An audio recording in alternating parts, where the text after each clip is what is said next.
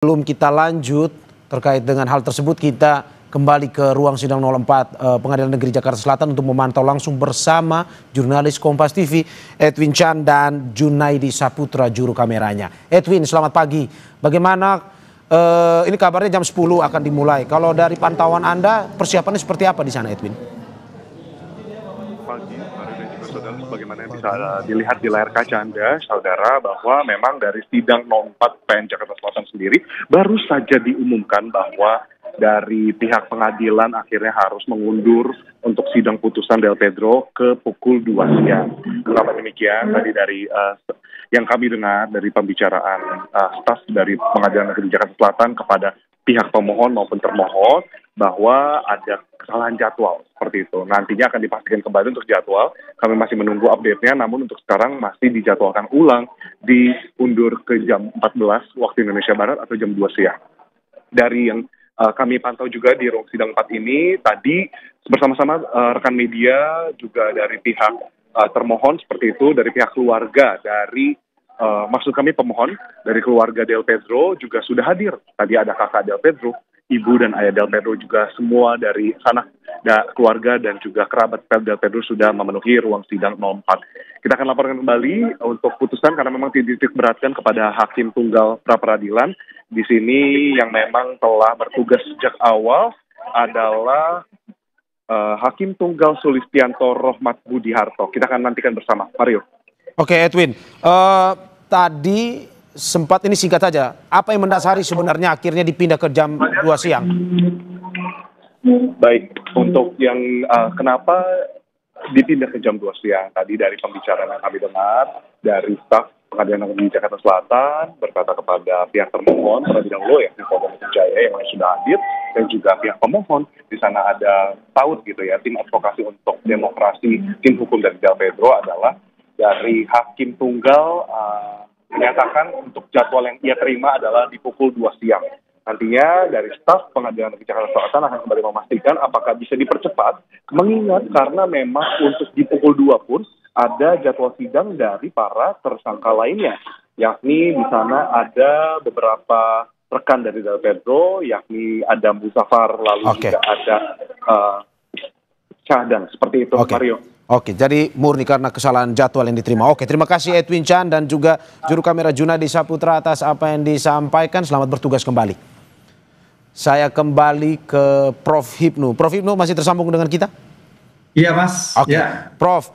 Ini masuk lebih detail terkait dengan aspek formilnya. Saya ingin membahas terkait bahwa dalam 1 minggu ini ada, ya kalau kita bilang perdebatan lah dalam sidang pra peradilan tersebut. Terutama soal surat pemberitahuan dimulainya penyidikan atau SPDP.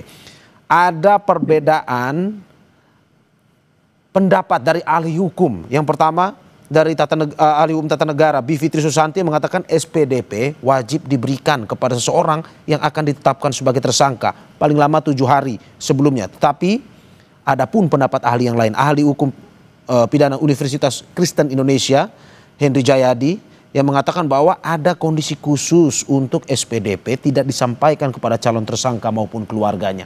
Ini perbedaan pendapat oleh ahli. Kalau menurut Prof. Hipnu seperti apa? Ya, menarik, Mas. Ya. Jadi kita harus kembali pada surat perintah penyidikan. Ya. Apakah itu bagian dari fokus pemeriksaan pra peradilan? Nah, itu.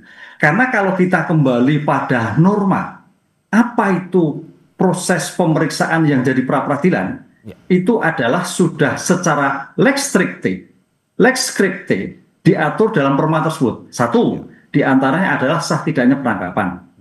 Kedua, sah tidaknya penahanan. Sah tidaknya penghentian penyidikan, penghentian penuntutan. Kemudian sah tidaknya penetapan tersangka. Sah tidaknya penyidikan. Sah tidaknya penggeledahan maupun penyidikan. Jadi perdebatannya kalau kita lihat surat sprindik itu tidak masuk kualifikasi perma tadi. Nah, justru yang penting kalau kita melihat dalam perkembangan pra peradilan sekarang ini, apakah para yang sekarang terperiksa, tersangka, itu sudah diperiksa atau belum? Itu yang jadi penting. Karena kondisi diperiksa itu sebagai bentuk equal sebagai bentuk kehadiran bahwa dia tahu akan suatu perbuatan yang akan didakwakan. Dia tahu akan suatu perbuatan yang dilakukan. Negara juga akan tahu apa yang akan disampaikan. Nah, di sini sebagai bentuk pertanggungjawaban. Jadi yang penting itu kalau menurut saya bahwa para pihak yang dihadirkan sebagai tersangka itu harus sudah diperiksa. Apalagi di dalam tingkat penyidikan. Ingat kan, penyidikan serangkaian tindakan penyidik untuk menentukan tersangka dan sebagainya. Itu harus sudah dulu. Kalau tidak, berpotensi menjadi tidak pra peradilannya gagal. Nah, ini yang selama ini dilakukan. Sehingga kalau kita lihat kasus-kasus yang terjadi, kebetulan saya mengajar pra peradilan, Mas, dalam hal pra peradilan itu ditolak, tidak diterima apabila ternyata penegak hukum sudah melakukan proses hukum, termasuk pemanggilan, termasuk pemeriksaan dan sebagainya. Ini yang terjadi karena equal tadi. Sehingga kalau SPDP suatu pemberitahuan, tapi sepanjang itu sudah diterima, makanya kita kembali pada perma. Apa itu menjadi fokus domain dari pra peradilan. Begitu. Oke, Prof, berarti sederhananya Anda setuju bahwa SPDP wajib diberikan kepada seseorang yang akan ditetapkan sebagai tersangka. Seperti itu, Prof? Iya, ya akan diberikan, wajib diberikan. Kan sprindik itu sudah ada. Sudah ada, diberitahukan. Cuman pertanyaannya bukan masuk sebagai objek pra peradilan. Saya melihat batasan perma tadi, gitu. Tapi ada pendapat yang mengatakan bahwa ini dari ahli hukum pidana Universitas Kristen Indonesia Henry Jayadi. Diskresi, polisi bisa melakukan diskresi selama bertujuan untuk kepentingan masyarakat luas. Menurut Anda seperti apa soal ini? Ya, diskresi betul, tapi diskresi yang betul-betul melindungi hak asasi manusia. Apalagi kondisi tersangka. Karena di sini sebagai bentuk bahwa pra peradilan itu adalah sebagai koreksi terhadap tindakan-tindakan upaya hukum yang tanda petik melanggar hukum. Oleh karena itu konteksnya adalah tindakan-tindakan hukum yang melindungi hak-hak tersangka, tersangka dalam suatu pemeriksaan. Maka tadi saya katakan di dalam suatu pemeriksaan yang selama kita pelajari, seharus semua dalam pemeriksaan, misalnya kalau KPK dilidik sudah diperiksa, kalau di Polda penyidik itu harus memeriksa, terperiksa itu pernah diperiksa karena sebagai bentuk eko. Kenapa itu? Karena kalau kita lihat tadi, apa itu penyidikan? Serangkaian tindakan penyidik. Jadi berarti tindakan memeriksa itu harus sudah diperiksa dulu, baru menentukan tersangka. Kayak itu loh, Mas. Periksa itu harus hadir sebagai bentuk public hearing gitu. Oke, Prof. Ini menarik karena bahwa sampai saat ini ada perbedaan pendapat antara para ahli terkait dengan penetapan tersangka Del Pedro. Saya cuma ingin menegaskan dari Prof. Hipnu, apakah mungkin dengan diskresi tersebut bahwa penetapan atau penangkapan tersangka yang dilakukan dalam keadaan darurat harus memang dilakukan dimulai dengan pemeriksaan terlebih dahulu, tidak bisa dilakukan secara darurat, seperti itu, Prof? Konsep darurat seperti apa? Makanya di sini saya kira kita harus melihat ya, kita harus darurat itu masuk materi. Perdebatannya gitu. Ini masuk formal. Ingat tuh, konsep darurat itu masuk materi. Formal itu masuk dalam sebagai bentuk kondisi yang biasa-biasa saja. Makanya dalam hal seperti ini saya selalu berpikir bahwa dalam hal seperti apapun bahwa terperiksa harus diperiksa lebih dulu. Karena sebagai bentuk public hearing. Nggak bisa langsung ujuk-ujuk ditentukan sebagai tersangka. Nggak bisa ujuk-ujuk dilakukan sebagai terdakwa. Nggak bisa. Suatu proses kehadiran terdakwa dari tersangka itu suatu mutlak dalam suatu konsep peradilan suatu pidana. Oke, ini menarik sekali, Prof.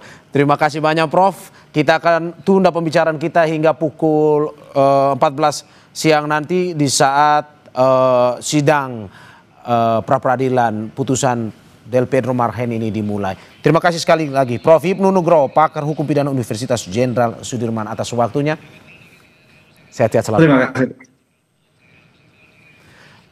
Dan saudara, hingga saat ini dari informasi yang kita dapatkan oleh jurnalis kami di lapangan Edwin Chan mengatakan bahwa sidang pra-peradilan putusan pada Del Pedro Marhen akan ditunda hingga pukul 14 siang nanti, yang awalnya pada pukul 10, namun dari informasi terkini akan ditunda hingga pukul 14 siang nanti.